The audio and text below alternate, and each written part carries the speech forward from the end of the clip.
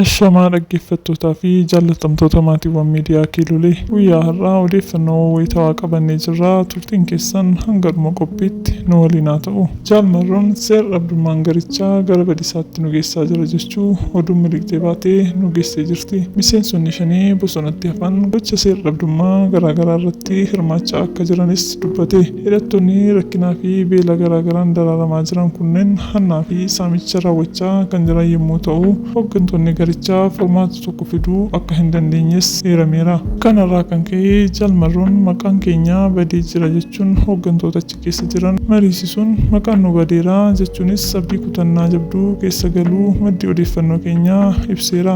Kanumaan walqabatee sababa ofittummaa marroon hidhattoonni keenya nu harkatti dhumaa jiru jechuun hooggantoonni marrootti dhaadachuu isaanis beekamee jira. Marii kanarratti marroon furmaata waan hin fidiiniif hidhattoonni hedduun karaa nagaa filachuun baqachaa jiraachuu odeeffannee jirra. Kanumaan walqabatee hundi miseensaa nu harkaa bittinnaa'aa jira jechuun sodaa cimaaf marroo saaxileera. Caasaa garichaa gandummaan of keessaa dhiibee baasaa turuun marroo hunduu waan yaadachuu irra jiraatudha. Ammas miseensi hafee jalaa bittinnaa'aa jiraachuu beekameera. Sababa beelaaf daraara miseensota shanii irra ga'aa jiruun marroon gargaarsa diyaaspooraa gaafatus dhageettii dhabuun fincilli akka irratti ka'u oduun miliqxee baatee ibsiteetti. Oduu biroon baqattoonni gara biyya isaaniitti deebi'uu oduun jettuu nu qaqqabdee jirti. Mootummaan Ameerikaa dhimma kanarratti mootummaa Itoophiyaa waliin haasaa akka jiru odeeffannoon bahaa jira.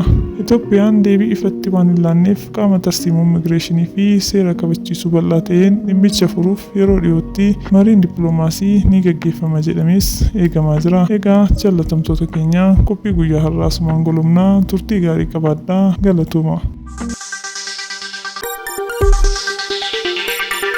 Thank you.